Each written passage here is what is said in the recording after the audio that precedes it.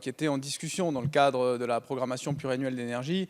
Et on voit ici qu'il y a vraiment un effort qui est fait en direction des professionnels sur cette trajectoire vers le 10% dans le cadre de la deuxième phase de la PPE, mais aussi avec une volonté de négocier avec les professionnels du secteur sur la trajectoire d'optimisation du prix, parce que je crois que le ministre l'a rappelé, c'est aussi important de regarder l'équilibre économique de la filière.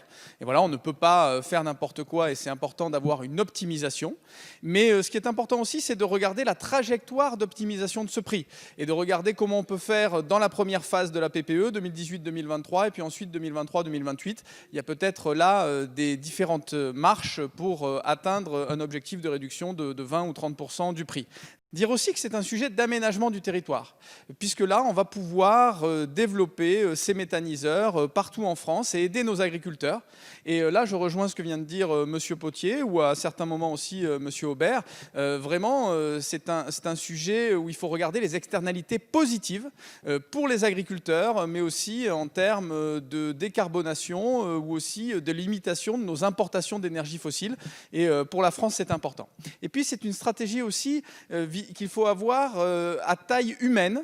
Ce sont des installations intermédiaires qu'il nous faut regarder, certes pas trop petites pour trouver un équilibre financier, mais certes pas des usines comme on peut avoir dans certains pays européens, comme en Allemagne, parce qu'il faut que le méthaniseur soit toujours un produit connexe pour l'agriculteur et ne soit plus son revenu principal.